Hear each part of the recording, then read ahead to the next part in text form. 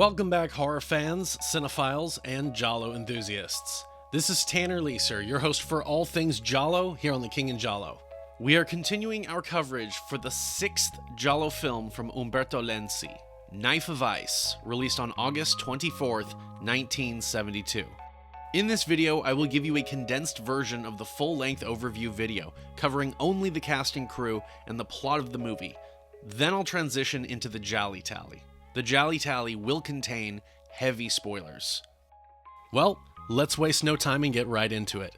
Here is Knife of Ice Overview. Knife of Ice, also called Silent Horror, is an Italian and Spanish co-production. The film is directed by Umberto Lenzi, who also co-wrote it along with Antonio Troiso. Music is composed by Marcello Giombini. The cast is comprised of Carroll Baker as Martha Caldwell, Alan Scott as Dr. Laurent, Ida Galli, billed as Evelyn Stewart, as Jenny Ascot, Eduardo Fajardo as Marcos, Jorge Rigaud as Uncle Ralph, and Silvia Monelli as Miss Annie Britton.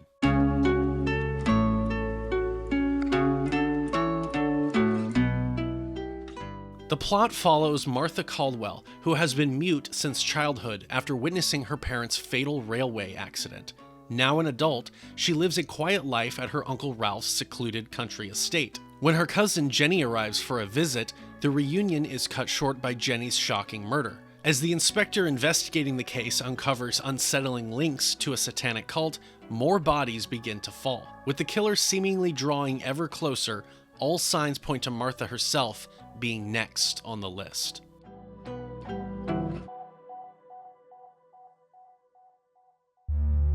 But I digress. On to the GialliTally.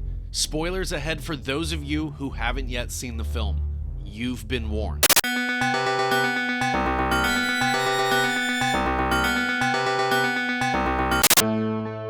My prediction for the movie's GialliTally score. In my unscripted review video, I predicted around 650 to 700 points.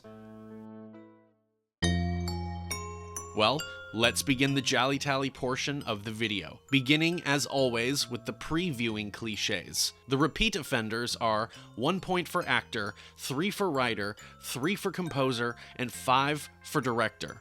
Carroll Baker was in The Devil with Seven Faces, The Fourth Victim, A Quiet Place to Kill, So Sweet, So Perverse, Orgasmo, and The Sweet Body of Deborah, 6 points.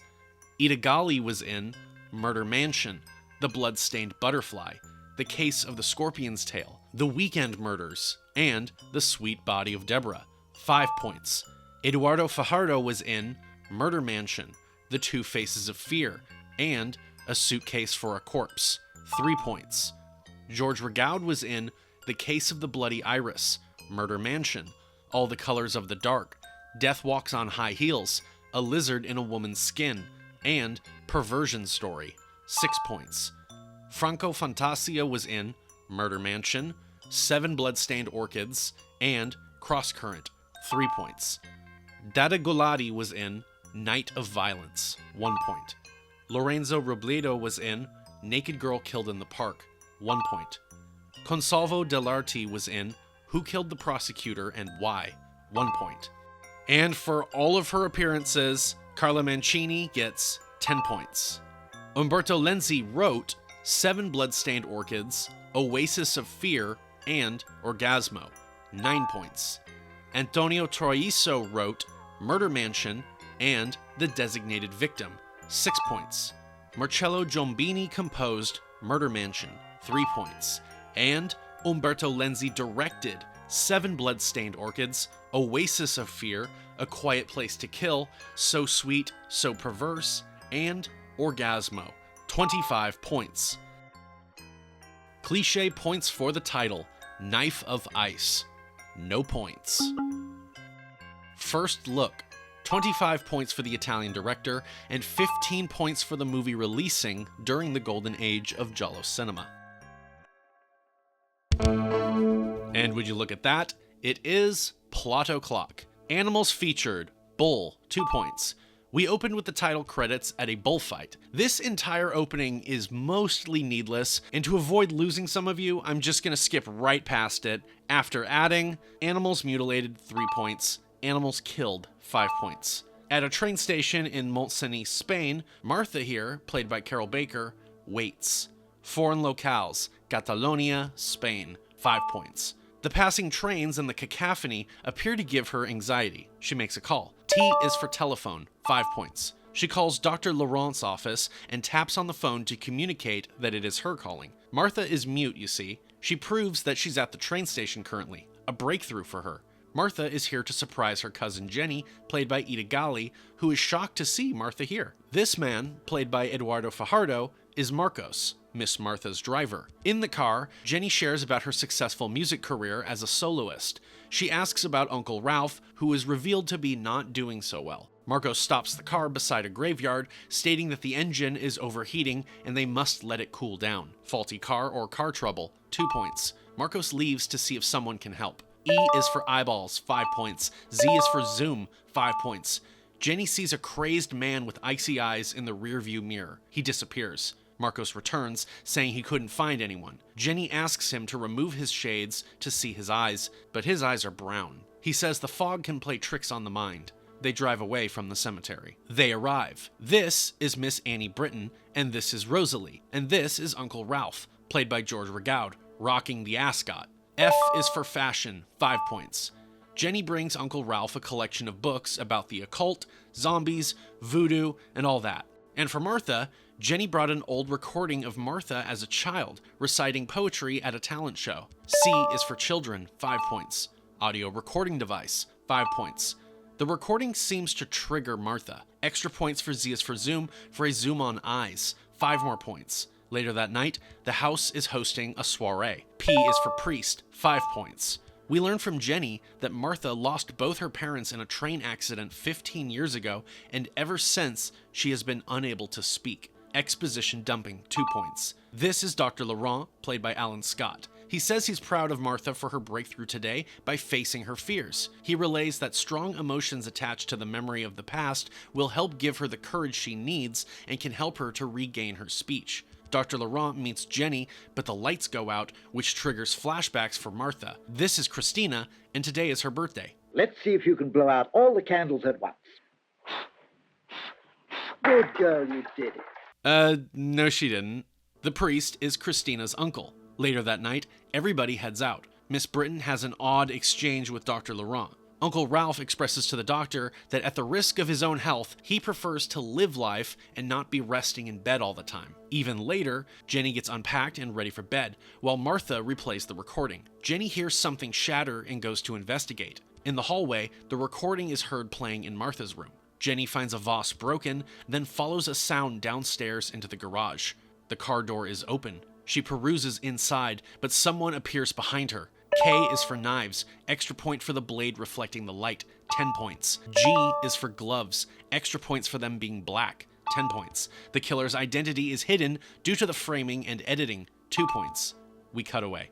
The next morning, Miss Britton inquires about Jenny, whom they assume must still be asleep. Christina is dropped off with her new kitten, which runs into the open garage. Martha received a letter. Christina retrieves the kitten from the garage without noticing Jenny's body on the ground. Art featured, painting, 5 points. The kitten seems to have red paint on its paws, or blood. Martha runs to the garage and finds Jenny's body. Extra points for Z is for zoom, for a zoom on a dead body, 5 more points.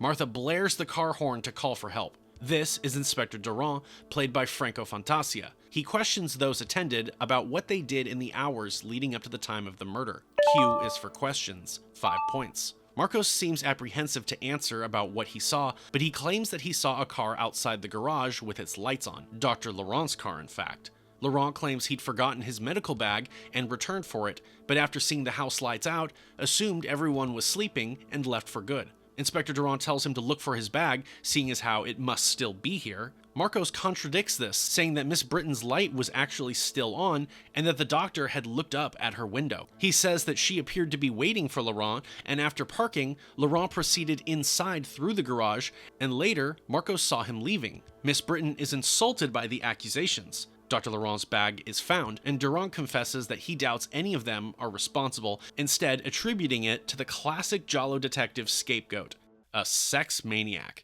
He says, hours earlier, another young woman was found murdered, her body thrown in a ditch. We cut over to that crime scene now. R is for reporter, 5 points. Yes, I sometimes count crime scene photographers as reporters, because their jobs kind of overlap. Yeah. Funeral scene, 2 points. At the funeral, Martha observes the man again with the icy eyes, spying on her through the foliage. Duran goes to search and finds a satanic medallion. Extra points for art being central to the plot, 5 more points. Odd clue, 5 points. Extra points for characters learning new information at a funeral, 3 points. Duran warns the doctor of his theory that Martha will be the killer's inevitable target because of her similarity in appearance to the 2 other recent victims. Laurent says the killer's eyes are those of either a madman or a drug addict. Duran says the police will provide protection. Uncle Ralph informs Martha of the occult Baphomet depicted on the medallion. He says devil worship is still alive and strong today. Martha spies the kitten outside, killed. Martha is in town now picking up the late arriving luggage of Jenny. As per their protocol, she must inspect the contents before taking it. Inside, she finds a photo, which spurs another flashback. Martha relives the carnage of the bullfight, recalling how Jenny reveled in the spectacle, but she was sickened by the cruelty and violence of it all. Martha signs for the bag, but takes off without collecting it. Outside, a fog has enveloped the streets, and Martha frantically runs, searching for Marcos. Martha flees into the church, and in the sacristy, she finds Christina, who shares that she was just writing in her diary. Footsteps are heard, and in walks Dr. Laurent, who asks Martha what the matter is, saying he saw her running into the church in a panic. He proceeds to ask her way more questions than she can simply answer as a mute individual. She scribes, "Marcos was with me," and shows him. Laurent berates Martha for being out alone, and says he'll take her home. Christina gives Martha a present, a Snoopy pendant. Outside, Laurent relays that he was on his way to talk to the police, that there was something he thought to share which could change the whole investigation, but they are interrupted by Marcos. He says he'd left to buy cigarettes, but that the fog was so bad when he'd gotten back. Martha notices his shoes. Marcos leaves. Laurent continues. He swears he locked the automatic gate behind him when he left, which means the killer would have to have been inside, or else, how did they get in? He says there were no signs of a forced entry, and so someone had to have let the killer in. They go to speak with Inspector Duran, but he is out. They're told there's been an update on the supposed sex maniac. We follow Uncle Ralph, who arrives at a questionable scene of obvious occultism. Uncle Ralph asserts this was the scene of a black mass, supernatural elements, or superstitious characters. 2 points. Duran asks what the relation between the crimes could be. Uncle Ralph states that women are frequently the targets of ritualistic sacrifice in satanic practices. Police find a needle with traces of morphine. Illicit drugs present, 3 points. At dinner, Uncle Ralph relays how police found the killer's hideout. Martha implies that someone had to have let the killer inside the house. The phone rings, but when Miss Britton answers, no one responds. Uncle Ralph has Miss Britton lock up the doors and windows. Close up on a door handle, 5 points. The doors are locked. Martha prepares Uncle Ralph's drops, and Miss Britton goes to lock up the garage. She is surprised by Marcos, who says he cannot take her shopping tomorrow because the car's broken down. She says she'll go herself tomorrow. The next day, we see that Marcos is out in the town, despite agreeing to stay and guard the house. There's this odd encounter with the mayor, who is displeased about the murders affecting the town. He assumes Miss Britton must have an idea of who the killer is. She says she does, and tells him to ask Father Martin. He observes her putting a letter in the mailbox, then makes a call. Father Martin also watches her. She rides home, passing Christina on the way. First person POV, 5 points. She is distracted by something, dismounts, and moves in closer. It's a Baphomet painted on a tree. Nightfall. Dr. Laurent visits, but Uncle Ralph informs him that Miss Britton had gone into town earlier, but hasn't returned. Martha was in her room all day until he summoned her for tea. They've sent Marcos to search for her. They notice blood drops on Laurent's trousers, but he awkwardly states it is from a patient who is bleeding. The phone rings. It's the police, and it's bad news. At the crime scene, police use dogs to scour the surrounding woods. Duran wants roadblocks set up. The dogs have found something. It's only a can of meat, but probably evidence that this individual has been prowling around here for some time. The only tangible clue is the Baphomet. The next day, Martha sees the story of Miss Britton's murder in the paper and has more flashbacks. Uncle Ralph expresses to Martha that he and the doctor believe it to be for the best if Martha leaves town until this all clears up. He finds a black envelope under the door addressed to Martha with a Baphomet inside. At the funeral, Marcos seems to stare at the different people in attendance before appearing to steal a glance at Martha as she kneels to pray. Duran sees him looking, and Marcos sees him seeing him looking. Is he staring at her legs? Or her shoes, perhaps? Dr. Laurent apologizes to Martha, stating they cannot leave town tonight. He's been called on some urgent business, and they will have to postpone until tomorrow morning. Uncle Ralph suggests that she leave with Marcos instead, but Dr. Laurent urges against this, saying that Ralph should not be left alone in his condition. Christina runs over and chastises Martha for not wearing the Snoopy necklace she'd gifted her. But Uncle Ralph tells her that Martha is leaving town and she has put Snoopy into her valise. We follow the man with icy eyes as he breaks into the pharmacy. He steals drugs, but is nearly apprehended by a passerby when he exits the pharmacy. He pummels this other man before fleeing into the night without so much as being chased. Useless police. 2 points. That night, Uncle Ralph is not doing too well. Martha calls the doctor, but is told that he's seeing a patient in the country and won't be back until morning. Holy shit, how did I not clock this until just now? Character is mute. 2 points. That's so embarrassing. The lights go out, and Martha notices someone in the cemetery, which I guess is now outside their house, walking around with a flashlight. More flashbacks. She checks again, but they're gone. In the hall, the balcony doors are open and the wind is raging. She closes them. She lights a chamber stick, activating a hidden spotlight. She checks on Uncle Ralph, then goes down to grab a refill of his tonic. Someone sneaks in behind her, but it is only Marcos. He says he saw the lights out and went to check, but the fuses are all intact. He assumes lightning might have struck the mains. Martha gives him the empty tincture bottle, and he leaves at once to summon the pharmacist. She watches as he drives off, but we see that one door was not locked and is ajar. On the road, Marcos has to pull over in front of the cemetery once again. Uncle Ralph has moved out of bed and into a chair. Martha goes downstairs into the cellar. Suddenly, her candle goes out. Police passing by notice the gate wide open and pull in to conduct a check. They find the front door open as well. Inside, they find Martha on the ground with a cord wrapped around her neck, but she seems okay. In walks Marcos, who declares that it was the main fuse by the cemetery which was blown. Police are at the cemetery, following up on Martha's assertion that she saw someone prowling around when the fuse went out. The police storm the area where the man with icy eyes is hiding. He decides now is as good a time as any for one last fix. Illicit drugs now taken. 2 more points. After some cat and mouse, they find him. He's cornered at gunpoint and surrenders.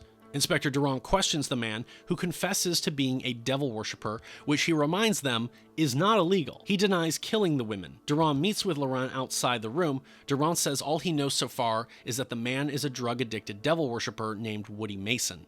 Dr. Laurent assumes that this should be ample evidence, but Inspector Duran says only for an arrest, but not to indict. He asks what he should do about his fever, and the doctor tells him to rest in bed for 8 days. Duran speaks with Martha now, brings in Mason, and asks her if he's the man who attacked her. Flashback time. She says yes to this being the man that she and Jenny saw on the country road, and yes to him being the man she saw at Jenny's funeral, but she never saw the face of the man who attacked her at home. Only their silhouette. She's dismissed. At home, Martha has even more flashbacks as she sits out. This time, it is of her and Jenny at a bookstore when Jenny bought books on the occult for Uncle Ralph. While we're here, let's add, set in a manor for an extended period of time. 5 points. Christina arrives, happy to know that Martha is remaining in town.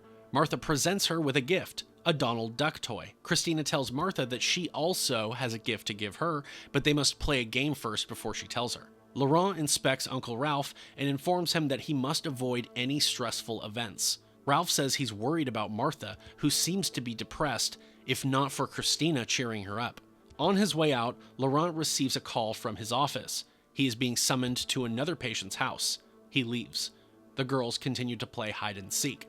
Ralph reads up on the occult. Martha removes her blindfold and realizes Christina is missing. She tries to summon her by clapping, but receives no answer. She recruits Rosalie and Uncle Ralph. Rosalie calls out, Y is for yelling, extra points for a hysterical woman yelling, 10 points. Marcos is nowhere to be seen either. Rosalie finds Dr. Laurent standing over the body of Christina. Extra points for C is for children, for a child being killed, 5 more points. Marcos walks up. Dr. Laurent consoles Martha as she is stricken with grief. Now at our third funeral, cut over to the police digging up the body of the first victim. Duran asks if they can still proceed with an autopsy. At home, Martha sees lights again coming from the cemetery. She locks the door, notices Jenny's solo record, and, well, what the hell else? She has another series of flashbacks. It is of Jenny teasing Uncle Ralph over why he would buy a house overlooking a cemetery and what his motives could be. He actually looks disarmed by this. Duran reveals to Mason that the autopsy proves his version of events, which was that this first woman died of a heroin overdose. Christina's murder gave him the perfect alibi. A is for alibi, 5 points. Mason's written confession is read back, in which he attests to leaving the woman to go fetch some whiskey, and upon returning half an hour later, she was already overdosing with no reprieve possible. He chucked her body in a ditch, fearing that he'd be blamed for her death. Well, buddy, that's not a whole lot better. He signs it and is returned to his cell. The police are back to square one concerning the killer. Uncle Ralph stops Rosalie, who is about to bring Christina's old school things up to Martha, fearing it will upset her deeply. He takes them. Upstairs, he peruses Christina's diary, appears shocked, and hides it in his drawer.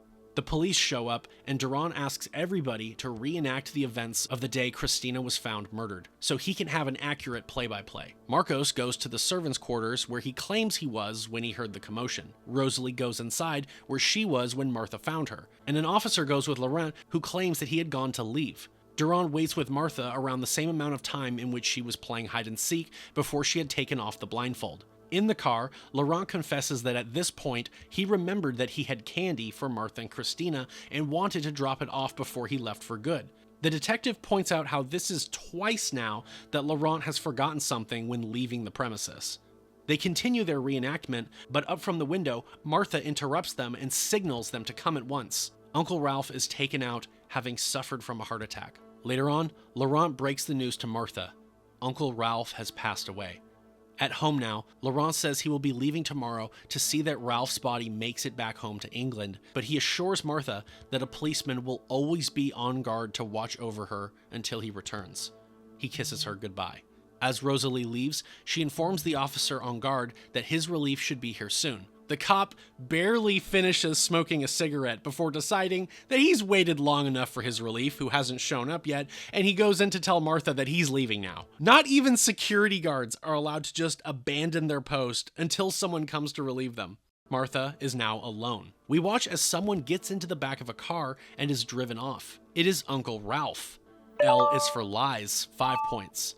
Martha locks up and begins putting the lights out until she notices someone attempting to enter through the front door. She turns on the recording of her reciting Alice in Wonderland. She runs upstairs and hides. The figure enters inside. The relief officer shows up finally. Martha sees him from the window. The figure downstairs shuts off the recorder. Just then, the officer receives a call to a traffic accident. Does being on guard not mean anything to this department? He sees Martha, who frantically waves her arms to him, but he pretends he doesn't know what that means and goes to leave. Martha smashes a mirror to get his attention. Mirror being used beyond its natural purpose, 5 points. He cannot hear the glass break as he starts his bike at the same time. He leaves. Martha rushes downstairs. The front door has been deadbolted. The phone rings. It's Father Martin. Martha tries to signal him to come at once, but he doesn't understand incessant tapping. A light comes on, and Martha flees into the garage, but it is locked. The intruder accidentally knocks the Donald Duck toy over, which begins moving on its own. In a really cool shot, the unknown person kicks the toy down the stairs, which lands perfectly upright and moves towards the jam where Martha is hiding. The person goes upstairs, and Martha seizes her chance to bolt out of the house. She runs. The figure jumps through the same window and chases her. Foot chase, 5 points. U is for undercover, 5 points. They run, and run, and run. And run a little bit more. Martha enters the cemetery. The pursuer follows her. Martha enters a mausoleum. Down in the crypts, she sees a shadow of one of the cops on guard, but when she approaches him, it turns out to be only clothes hanging up. On a chair, she finds a pistol and awaits the killer. He approaches into the light. Marcos. He closes the distance. Martha shoots, but nothing happens. He then Frankenstein walks up to Martha, and she screams. Busted. In walks Dr. Laurent, Inspector Duran, and Uncle Ralph. She pulls the trigger at Laurent, but the gun is out. He tells her that the gun was filled with blanks. Uncle Ralph was the first one to find out the truth. Martha killed Jenny, Miss Britton, and Christina. Flashback time. Martha freaks out, and Uncle Ralph tells her to calm down. Laurent reveals that she killed Jenny because she was jealous of her voice. He goes on to say how everybody suspected the English hippie, but he thought it was too simple, and he doubted that there was a homicidal maniac. She killed Miss Britton and drew the Baphomet to strengthen the suspicions against the devil worshipper. She killed Christina because the little girl had found the Snoopy medallion in the woods near where Miss Britton was murdered. That was the gift Christina had for Martha. And Uncle Ralph had read about Christina discovering the Snoopy medallion in Christina's diary. He confronted Martha in the garden over the diary entry, but he had a heart attack. They had managed to save him at the hospital and lied about his health to throw Martha off. Here's the funniest clip in the entire film.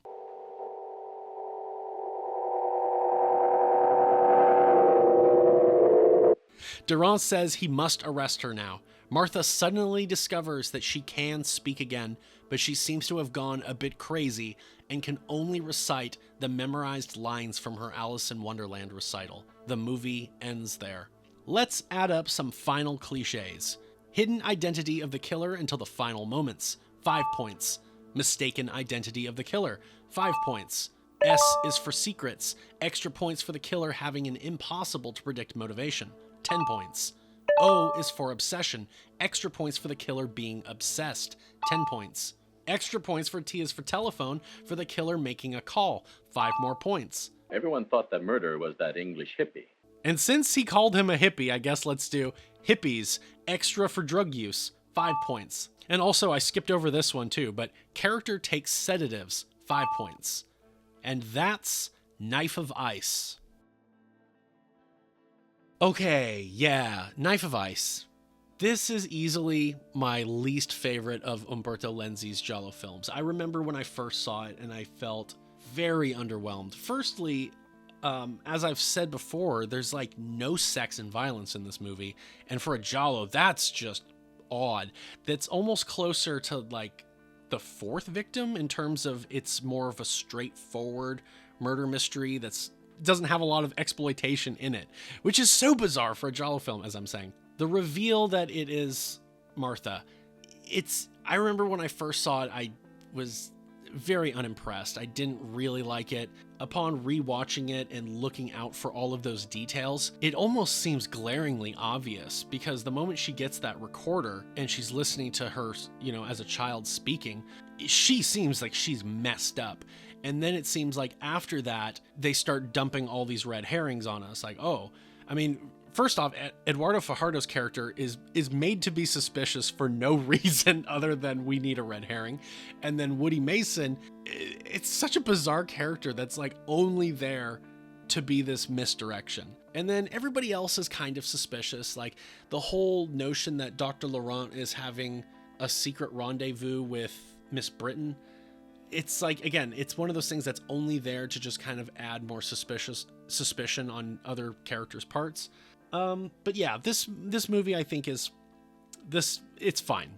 In terms of giallo, it's very middle of the road, which for Lenzi is kind of a disappointment. Yeah, this is nowhere near his bigger ones. And so a lot of people like this, and that's totally fine. That's not to crap on their opinion. It's just, for me, this is just, you don't even see any kills. Think about that. You don't see any kills, and there's some great setups, or at least the first one with Jenny. That's a great setup, and then it just doesn't really go anywhere. Other than all that, I don't know what else to say. Let's segue to the GialliTally cliches for this movie. Post-giallo viewing cliches. The reason for the killing. Psychopathy and obsession, 7 points. The reason for the investigation. Police investigator, 2 points. I'll add points for Dr. Laurent being an amateur sleuth because he kind of solved it. 5 points. Bonus points. The style bonus. The film is way more reserved in its Lenzi style. We have some zoom ins and out, crash zooms, a lot of crash zooms, focus racking, fade transitions, POVs, and that's about it. Out of a maximum of 25 points possible, I will give Knife of Ice 12 points for its style bonus. Soundtrack.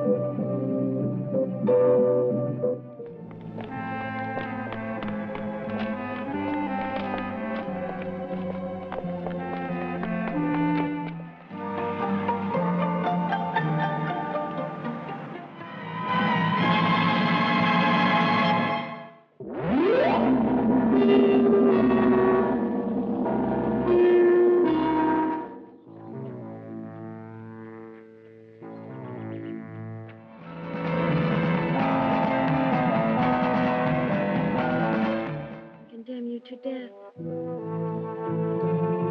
Yes, 15 points. Bad effects.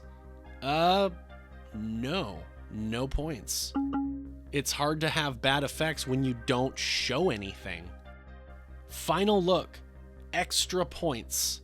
The Deadpool, tallying how many kills and deaths are featured in the film. I break it down as thus: 10 points per kill or death seen for the main Deadpool, plus any stylistic kill multipliers, which we didn't add yet, plus the knife kill bonus. We have the first woman, drug overdose, 10 points. Jenny Ascot. We don't see how, whether it is impaled or throat slit or whatever, but we see the knife, so I'll give that 15 points. Annie Britton. Again, we don't see it, but we see the knife. 15 points. And Christina, choked with hands, 12 points. Not to mention the cat Martha killed to look like a satanic sacrifice, nor the 2 real animal deaths in the beginning of the film. You know, the horse being gored and the bull being stabbed with an estoque.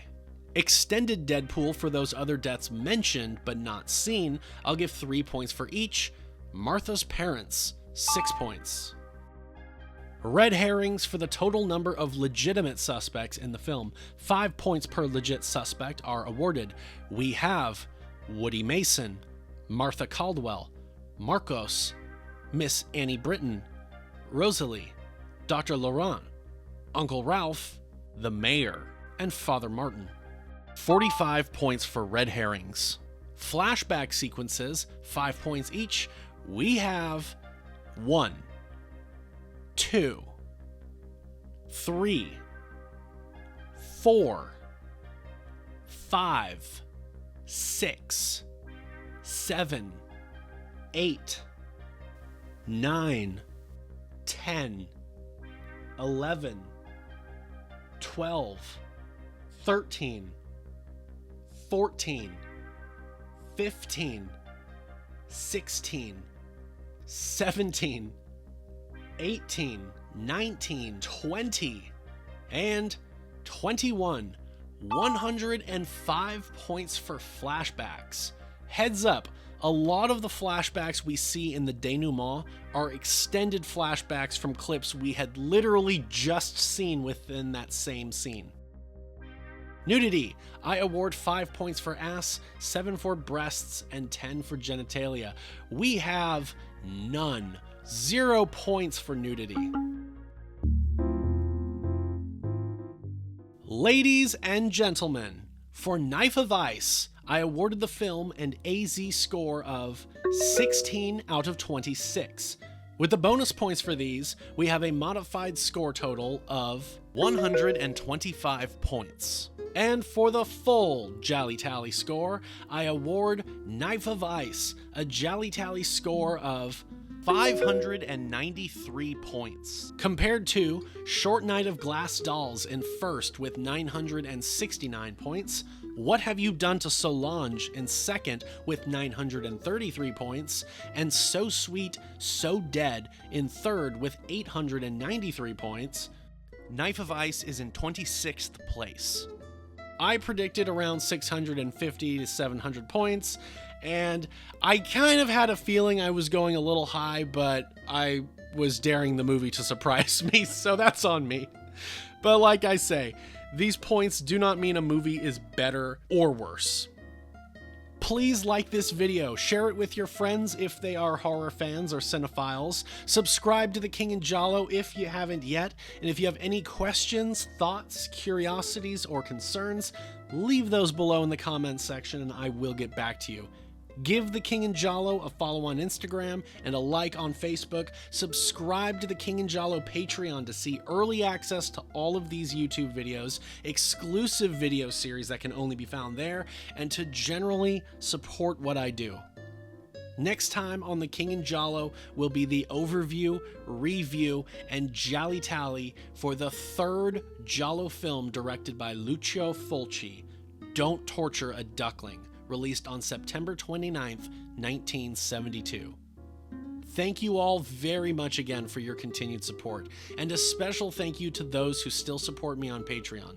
This is Tanner Leeser for The King in Giallo, and if nothing else, I'll see you next time.